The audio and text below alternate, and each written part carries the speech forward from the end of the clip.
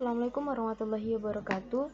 Saya Anissa Wardatul Jannah, NIM 1930105004, jurusan Tadris Matematika kelas 4A.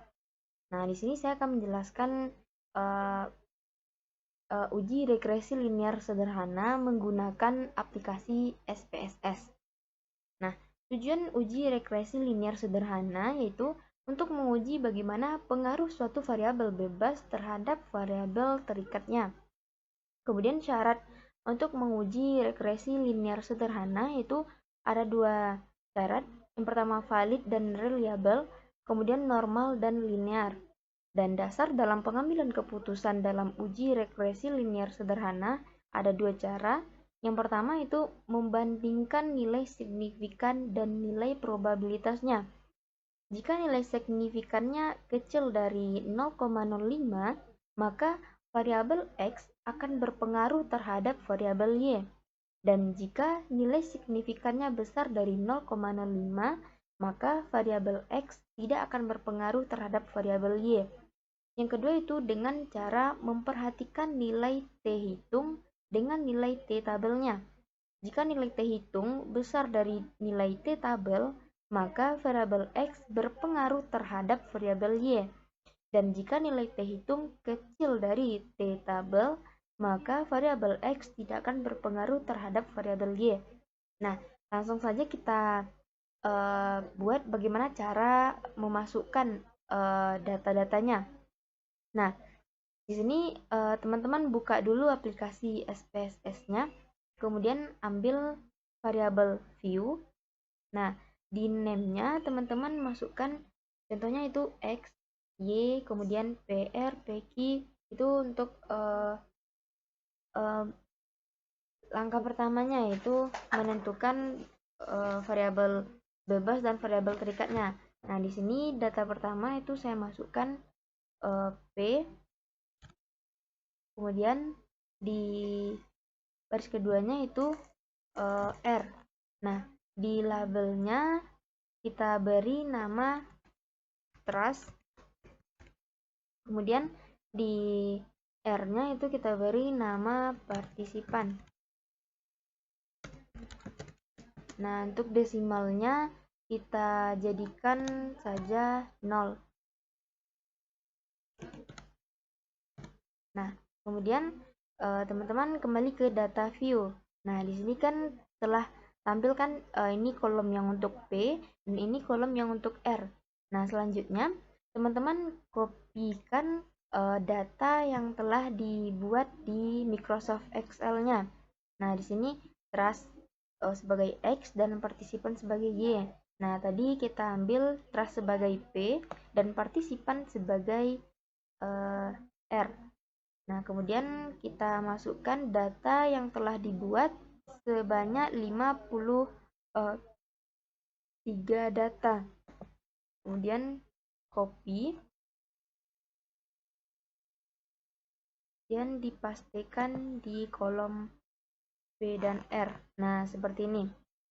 Kemudian teman-teman ambil analyze yang ada di atas, kemudian ambil regression dan ambil linear. Nah, di text box-nya trust ini dimasukkan ke independen. Nah, independen ini merupakan variabel bebasnya.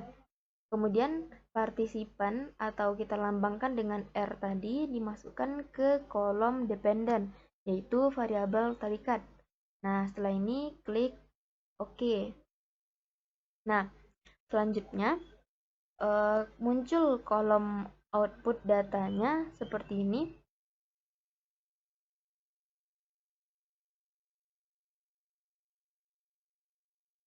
Nah, selanjutnya kita akan membaca bagaimana cara membaca data output yang telah kita buat tadi.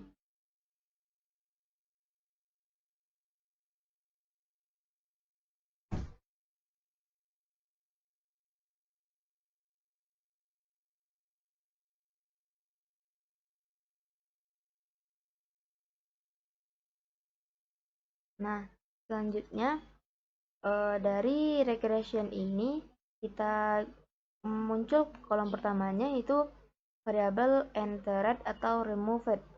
Nah, di sini kan ada tuh variabel enterednya itu trust. Nah, trust ini sebagai variabel bebas atau independen.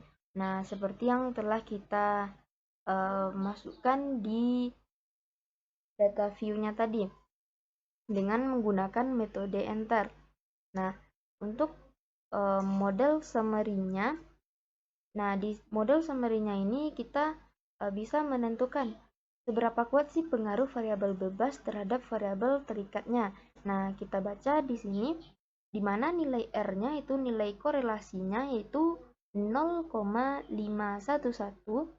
Nah, maka diperoleh nilai R square atau determinansinya itu sebesar 0,262. Nah, melalui dua nilai ini, maka kita bisa langsung menentukan seberapa kuat sih pengaruh variabel bebas terhadap variabel terikatnya. Nah, artinya, di sini pengaruh variabel bebas terhadap variabel terikatnya itu sebesar 26,2%. Itu diambil dari nilai R square-nya. Kita jadikan sebagai persen. Selanjutnya itu di kolom ANOVA. Di kolom ANOVA, teman-teman lihat pada nilai F-nya. Nah, di sini nilai F hitungnya yaitu bernilai 18,070. Nah, dengan tingkat signifikansinya itu sebesar 0,000.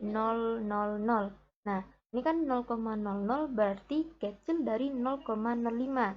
0,05 ini merupakan nilai signifikan yang telah ditetapkan. Nah, sehingga ketika nilai 0,005 kecil dari 0,05, maka model regresinya itu dapat kita gunakan, yaitu dengan melihat pengaruh variabel bebas terhadap variabel terikatnya, seperti syarat yang telah dijelaskan pada awalnya tadi. Selanjutnya itu bagaimana cara membaca output dari data koefisiennya. Nah, di sini kan diperoleh itu nilai signifikannya tadi kan 0,000 kecil dari 0,05.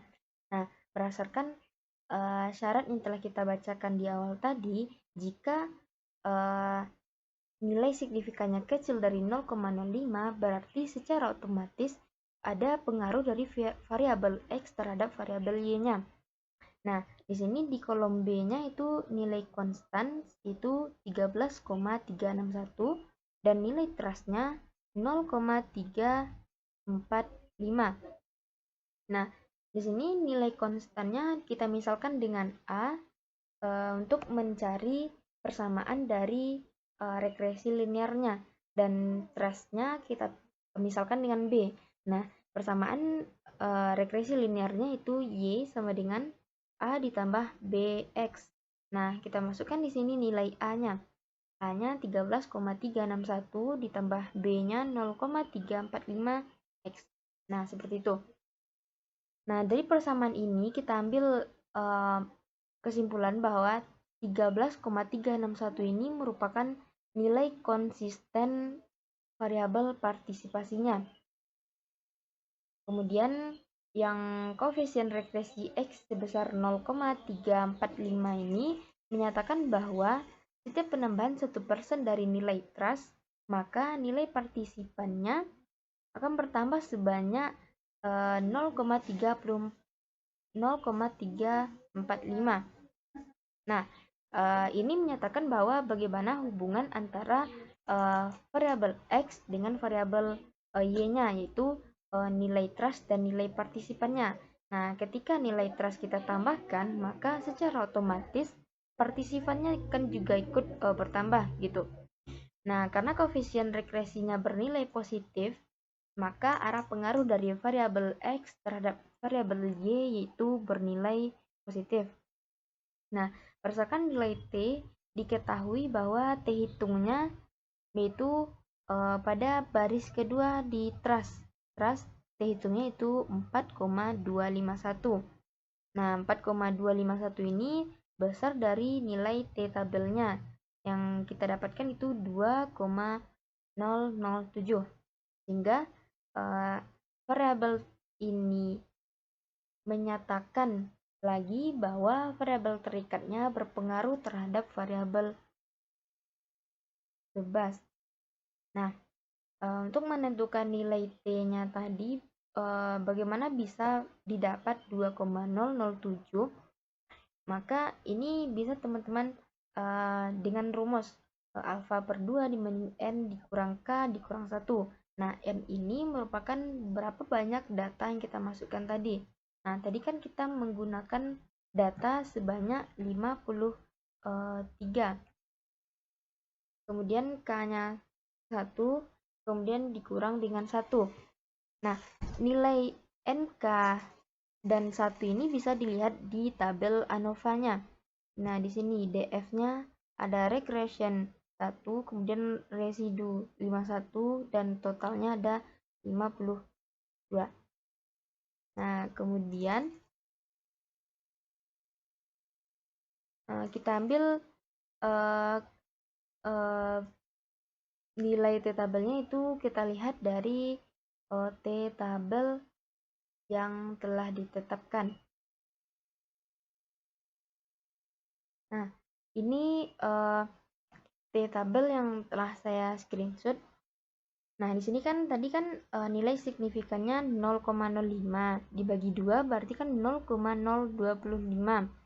Nah, di sini nilai N dikurang K dikurang 1 berarti ada 51.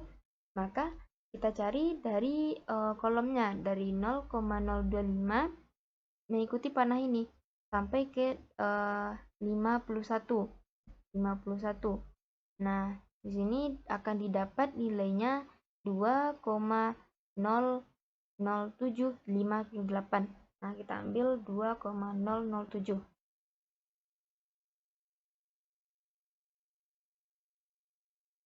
Nah, dari data-data yang telah kita masukkan, dari data output yang telah keluar juga, dan bagaimana cara menentukannya atau cara membacanya, kita dapat mengetahui apakah suatu variabel bebas dapat mempengaruhi suatu variabel terikat. Nah, seperti itu. Nah, jadi kesimpulannya bahwa dari 53 data yang kita masukkan membuktikan ada pengaruh dari variabel bebas atau trust-nya terhadap variabel terikat atau partisipannya. Demikian penjelasan singkat dari saya. Terima kasih. Assalamualaikum warahmatullahi wabarakatuh.